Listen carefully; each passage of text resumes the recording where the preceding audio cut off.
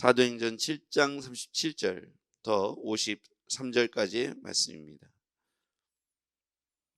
37절 이스라엘 자손에 대하여 하나님이 너희 형제 가운데서 나와 같은 선지자를 세우리라 하던 자가 곧 이 모세라. 시내산에서 말하던 그 천사와 우리 조상들과 함께 광야교회에 있었고 또 살아있는 말씀을 받아 우리에게 주던 자가 이 사람이라. 우리 조상들이 모세에게 복종하지 아니하고자 하여 거절하며 그 마음이 도리어 애굽으로 향하여 아론더러 이르되 우리를 인도할 신들을 우리를 위하여 만들라. 애굽 땅에서 우리를 인도하던 이 모세는 어떻게 되었는지 알지 못하노라 하고 그때 그들이 송아지를 만들어 그 우상 앞에 제사하며 자기 손으로 만든 것을 기뻐하더니 하나님이 외면하사 그들을 그 하늘의 군대 삼는 일에 버려 두셨으니 이는 선지자의 책에 기록된 바 이스라엘의 집이여 너희가 광야에서 40년간 희생과 제물을 내게 드린 일이 있었느냐. 몰록의 장막과 신 레판의 별을 받들었으며 이것은 너희가 절하고자 하여 만든 형상이로다. 내가 너희를 바벨론 밖으로 옮기리라 함과 같으니라. 광야에서 우리 조상들에게 증거의 장막이 있었으니 이것은 모세에게 말씀하시니가 명하사 그가 본 그 양식대로 만들게 하신 것이니라. 우리 조상들이 그것을 받아 하나님이 그들 앞에서 쫓아내신 이방인의 땅을 점령할 때에 여호수아와 함께 가지고 들어가서 다윗 때까지 이르니라. 다윗이 하나님 앞에서 은혜를 받아 야곱의 집을 위하여 하나님의 처소를 준비하게 하여 달라고 하더니 솔로몬이 그를 위하여 집을 지었느니라. 그러나 그 지극히 높으신 이는 손으로 지은 곳에 계시지 아니하시나니 선지자가 말한 바 주께서 이르시되 하늘은 나의 보좌요 땅인 나의 발등상이니 너희가 나를 위하여 무슨 집을 짓겠으며 나의 안식할 처소가 어디냐. 이 모든 것이 다 내 손으로 지은 것이 아니냐 함과 같으니라. 목이 곧고 마음의 귀에 할례를 받지 못한 사람들아 너희도 너희 조상과 같이 항상 성령을 거스리는도다. 너희 조상들이 선지자들 중에 누구를 박해하지 아니하였느냐. 의인이 오시리라 예고한 자들을 그들이 죽였고 이제 너희는 그 의인을 잡아준 자요 살인한 자가 되나니 같이요. 너희는 천사가 전한 율법을 받고도 지키지 아니하였도다 하니라. 아멘. 오늘은 스데반 집사님의 세 번째 설교의 내용입니다. 이 스데반은 광야에서 있었던 일을 통해서 현재 지금 종교 지도자들 유대인들이 어떻게 예수 그리스도를 박해했으며 어떻게 그렇게 했는지를 오늘 알려주고 있는 내용이죠. 오늘 말씀의 핵심 단어 같이 한번 보겠습니다. 자, 오늘 우리가 한번 주의해서 볼 단어는요 38절 말씀입니다. 시내산에서 말하던 그 천사와 우리 조상들과 함께 광야교회에 있었고 또 살아있는 말씀을 받아 우리에게 전해주던 자가 이 사람이라 이렇게 돼 있죠. 여기 보면 모세라고 하는 사람이 등장하는데 이 모세는 광야교회에 있었다. 광야교회에서 우리에게 살아있는 말씀을 전달해 주던 사람이다 라고 이야기합니다.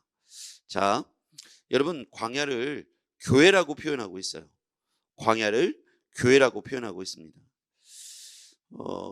이 스데반 집사님 볼 때는 광야에 있었던 40년의 시간들이 그들이 예수 그리스도와 동행한 시간이었다. 교회와 이렇게 동행한 시간이었다.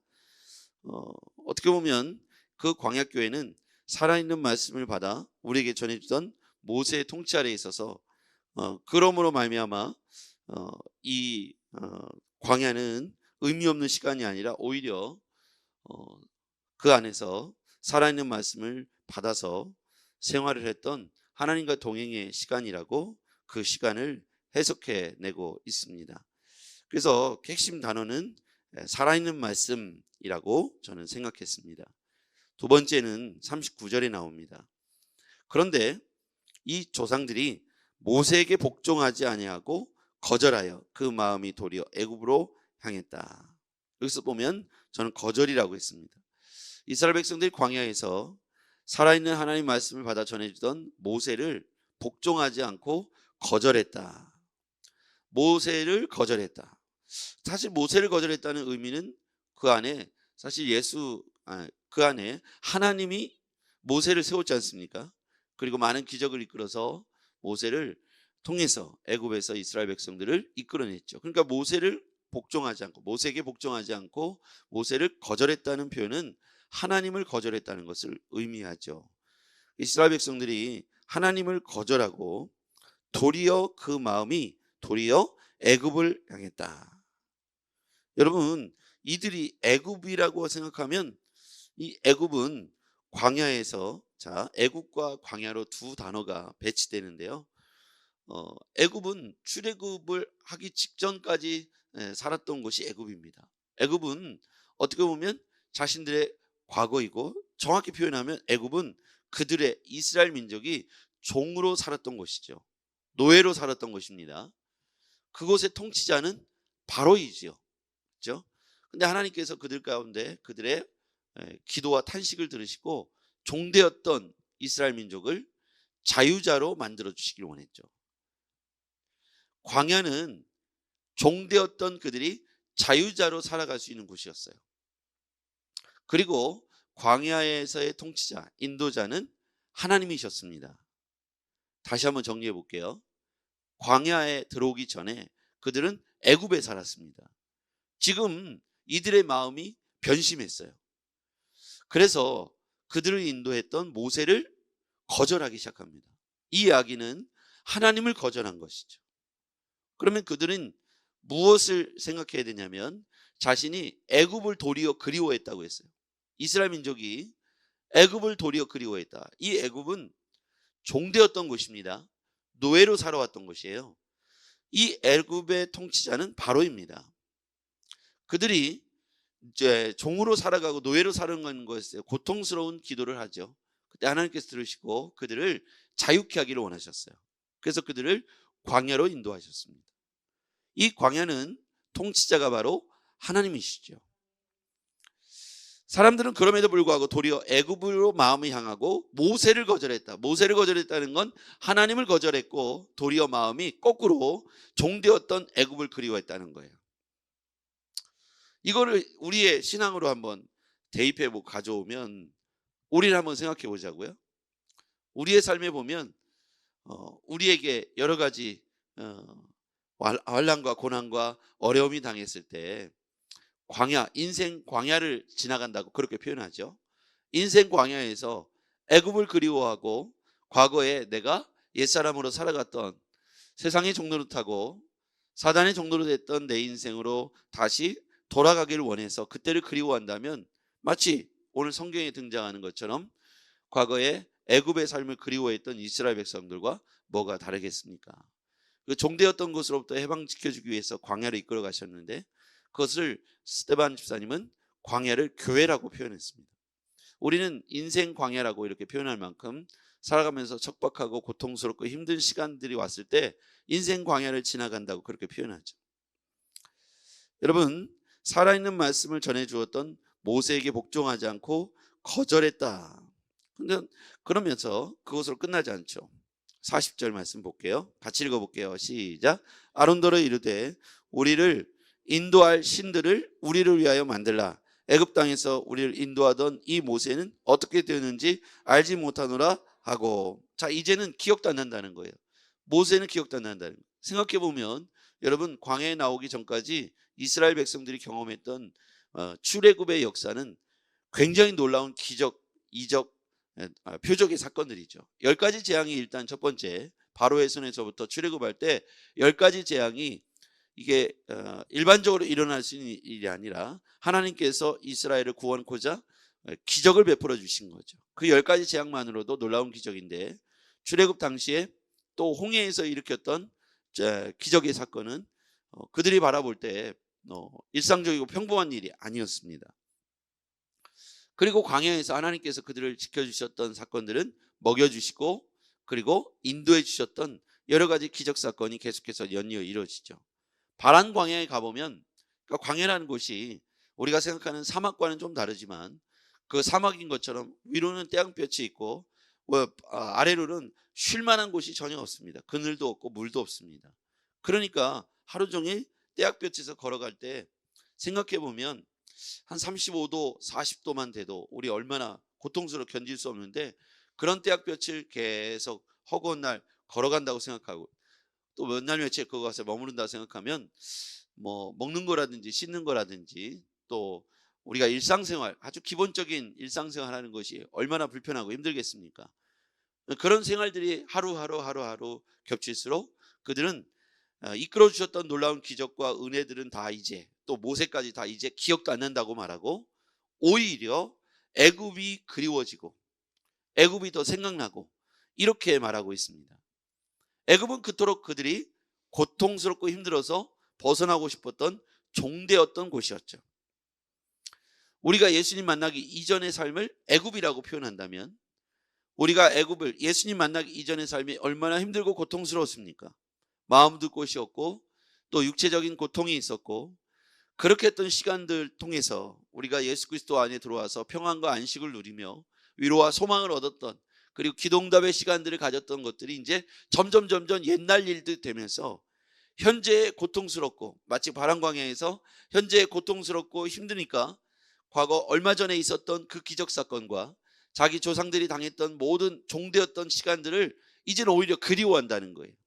왜 그렇습니까? 현재의 문제들이 더 커 보이기 때문이죠. 신앙생활하면서 우리의 착시 현상은 뭐냐면 우리 주님께서 우리에게 베풀으셨던 은혜들은 이제 먼 과거가 된 거예요. 그 당시에는 간증이 되고 눈물이 되고 은혜가 됐고 그랬다가 이게 이제 시간이 1년 지나고 5년 지나고 10년 지나면 먼 과거가 되는 거예요. 광야 40년을 거쳐가면서 이들이 경험했던 출애굽 사건 당시에 있었던 표적과 기적의 사건은 그들이 막 춤을 추면서 좋아할 만큼 놀라운 일이었어요. 생각해 보세요. 애굽의 군대가 자신들이 보는 눈앞에서 하나님의 기적 같은 사건으로 매몰되고 수장되는 사건을 볼 때 하나님이 자신들을 이끌어 가시고 하나님이 자기들 편에 있다는 사실 때문에 얼마나 춤을 추면서 기뻐했습니까? 하나님이 우리와 함께 하신다. 이런 은혜를 경험했을 당시에는 이렇게 춤을 추며 기뻐했던 그들이 눈앞에 이제 끝도 없는 광야가 이어지고 뭐 마실 물이 없고 쉴 만한 곳이 없자 이들의 입속에서는 다시 불평이 생겨났다는 거예요. 은혜의 때를 잊어버리면 다시 인생 광야, 그곳이 고통의 자리가 되는 것이죠. 광야는 은혜로 건너가야 합니다. 그래서 은혜를 늘 묵상하지 않으면 애굽을 그리워한다는 거예요. 은혜를 묵상하면 오늘의 현재를 감사할 수 있는데 내가 은혜를 묵상하지 않으면 인생 광야에서 애굽을 그리워하는 그런 어리석은 일을 하게 되더라는 것이죠. 이들은 여기서 끝나지 않았어요. 모세를 거절하더니 모세가 어떻게 되었는지 알지 못한다 이렇게 말하더니 41절 적극적인 죄를 짓습니다. 우상숭배에 빠지죠. 41절 시작. 그때 그들이 송아지를 만들어 그 우상 앞에 제사하며 자기 손으로 만든 것을 기뻐하더니 자, 은혜가 사라지자 광야에서 애굽을 그리워하고 모세를 거절하고 그리고 모세가 어떻게 되었는지 알지 못한다 그러더니 금송아지를 만들어 놓고 절을 하면서 기뻐하다는 거예요. 자, 기쁨의 대상이 하나님이었다가 금송아지로 바뀌어진 거예요. 그러니까 하나님께서 그들을 어떻게 하십니까? 여기서 핵심 단어가 두 번째 나오는데요. 42절 하나님이 외면하사. 하나님이 외면했다. 자, 이 출애굽의 사건의 주체는 하나님이세요. 광야는 하나님이 다스린 곳이고요. 애굽은 바로가 그 통치자죠. 광야는 하나님이 통치하시고 하나님이 인도하시지 않으면 살 수 없는 땅입니다. 먹을 것도 없고 쉴 만한 것도 없기 때문에 구름 기둥이 아니면 그들을 쉬어주게 막아줄 태양을 막아줄 구름 기둥이 아니라면 그들이 쉴 수가 없고요. 또 어느 방향으로 가야 될지 구름 기둥과 불 기둥이 아니면 그들이 방향을 잃어버릴 수밖에 없죠. 그래서 광야는 철저하게 하나님이 주관하셔야 합니다. 그래서 우리는 은혜를 따라 하나님의 주관하심을 따라 순종하는 삶을 살아야 돼요. 그런데 이들이 애굽을 그리워하자 하나님께서 그들을 외면하십니다. 근데 인생 광야에서 하나님이 외면하면 여러분 어떻게 될까요? 광야로 왔는데 하나님이 외면을 했어요. 그러면 그때로부터 그들은 인도를 누가 할 겁니까? 그리고 어디로 갈 겁니까? 어디서 쉴 겁니까? 무엇을 먹을 겁니까? 이렇게 대혼란에 빠질 수밖에 없죠. 인생 광야를 살아가는 지금 현재 신자들의 삶은 하나님을 주목하고 하나님이 개입하시도록 하나님이 외면하지 않도록 매일매일의 삶에서 은혜로 그분과의 연결을 끊지 말아야 되는 거예요. 그분을 떠나지 말아야 되고 그분의 통치 아래서 사는 것을 기뻐해야 합니다. 우리가 눈을 다른 곳에 돌리지 않고 하나님을 향하여 우리의 시선과 우리의 마음을 두어야 할 줄 믿습니다. 하나님이 외면하면 광야는 순식간에 죽음의 땅으로 바뀌는 거예요. 하나님이 외면하면 그 민족은, 그 사람은, 그 가정은 순식간에 죽음의 땅으로 바뀌는 거예요. 광야는 그런 곳입니다. 끝도 없습니다. 어느 곳으로 가야 되는지 방향도 몰라요. 그냥 하늘과 땅밖에 없는데 그 땅은 죽음의 땅이죠. 그래서 우리는 인생 광야를 살아갈 때 애굽을 그리워하지 말고 현재의 삶에서 찾아낼 수 있는 감사의 제목, 과거의 제목, 지금의 제목을 찾아 늘 매일 묵상하지 않으면 우리도 모르는 사이에 애굽을 그리워하고 애굽에서 있었던 종되었던 시간들을 오히려 추억하는 어리석은 일을 범하게 되죠. 그리고 그 이후에 하나님께서 그들 가운데 법궤를 허락하시죠. 자, 그런데 증거의 장막 안에 광야에서 그들에게 모세에게 말씀하신 대로 그 양식대로 만든 것이 있어요. 그게 어디 나오냐면 44절입니다. 하나님께서 그들이 우상을 만들어 섬길 때에 그들에게 이 법궤를 주셨어요. 44절. 광야에서 우리 조상들에게 증거의 장막이 있으니 이것은 모세에게 말씀하신 이가 명하사 그가 본 그 양식대로 만들게 하신 것이라. 이건 법궤를 말하거든요. 그런데 이 법궤를 우리 조상들이 그것을 받아 하나님이 그들 앞에서 쫓아내신 이방인의 땅을 점령할 때 법궤가 맨 앞에 갔죠. 여호수아와 함께 들어가서 다윗 때까지 이르니라. 그런데 그들이 47절 솔로몬이 그를 위하여 집을 지었어요. 법궤를 위하여 집을 지었는데 그러나 지극히 높으신 이는 손으로 지은 곳에 계시지 아니하시나니 선지자가 말한 바. 이렇게 돼 있죠. 손으로 지은 곳에 계시지 않는다. 성전 안에 법궤를 두었다 해도 하나님이 거기 머물러 있는 것이 아니라 하나님은 지금도 이 순간에도 어느 곳에도 부재하시지 않고 함께 하신다. 성전 안에 가다둘 수 없다. 이것을 말씀하고 계시죠.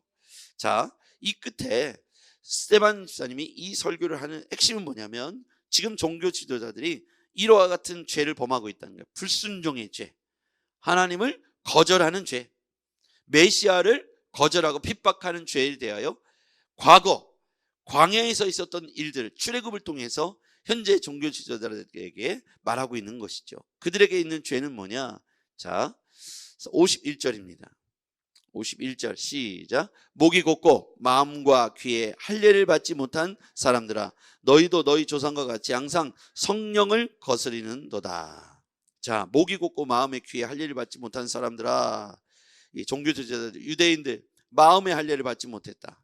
목이 곧다, 교만하다, 예수 그리스도를 박해하고 핍박했던 사람들, 이 사람들이요 너희도 너희 조상과 같이 광야에서 그랬던 조상들처럼 성령을 거스리는도다. 하나님을 거스려서 우상숭배, 송아지를 만들고 우상숭배에 빠진 것처럼 성령을 거스리는도다.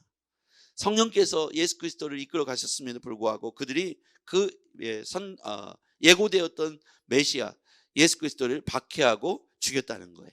그게 너희다. 이것을 오늘 설교를 통해서 말하고 있는 것이죠. 52절에 너희 조상들이 선지자 중에 누구를 박해하지 아니하였느냐? 의인이 오시라고 예고한 자들을 그들이 죽였고 이제 너희는 그 의인을 잡아준 자요 살인한 자가 되나니. 이제 대놓고 너희들이 죽이고 박해한 십자가에 못 박은 그는 의인이다. 예수 그리스도는 메시아다. 이 말을 하고 있는 것이죠.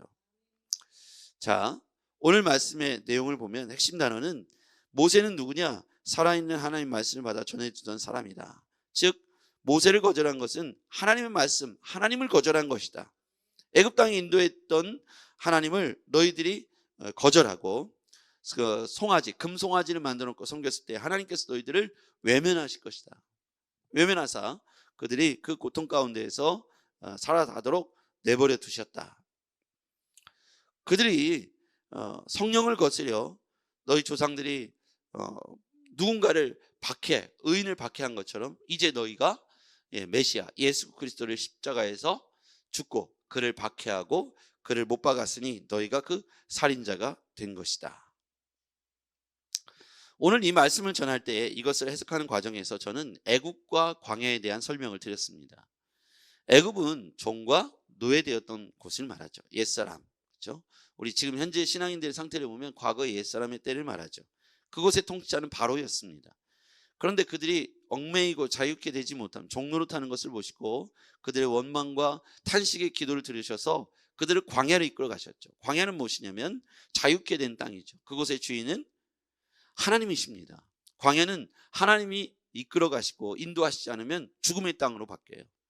지금 우리가 인생 광야를 살아가고 인생 교회, 광야 교회를 살아가는 우리에게 있어서 정말 중요하고 필요한 것이 무엇일까 보니까 하나님과 매일 교통하는 은혜가 필요합니다. 과거의 은혜를 기억하고 잊지 않으며 현재 우리에게 주신 은혜들을 묵상하고 오늘의 삶에서 원망과 불평이 아니라 하나님의 은혜를 가지고 인생 광야를 통과해야 합니다. 그래야 마침내 하나님께서 약속의 땅으로 우리를 이끌어 가시기 때문이죠. 오늘 우리가 하나님으로부터 받은 이 땅에서의 삶을 그 말씀으로 정말 하나님의 약속의 말씀으로 넉넉히 이기고 승리하기를 주의 이름으로 축복합니다. 기도하겠습니다. 전능하신 아버지 하나님, 그들이 모세를 거절했을 때 그리고 금송아지를 만들었을 때 하나님은 그들을 외면하셨다고 말씀해 주셨습니다. 하나님, 인생 광야를 살아가면서 우리에게 힘들고 고통스러운 순간에도 정말 하나님께서 우리와 함께 하신다는 그 은혜, 과거의 은혜, 현재의 은혜를 묵상하며 광야에서 하나님이 주권자가 되심을 인정하고 인도하심을 따라 순종하는 삶이 되게 하여 주옵소서. 하나님이 우리의 삶을 외면하지 않기를 원합니다. 하나님이 우리의 삶을 주목하시고 개입하시기 원합니다. 하나님, 고통스러운 삶이 온다 할지라도 하나님의 계획과 하나님의 인도하심을 따라 우리가 그 광야의 시간들을 견뎌내고 마침내 가나안 땅에 입성하는 승리자들이 되게 하여 주시옵소서. 예수님의 이름으로 기도했습니다. 아멘.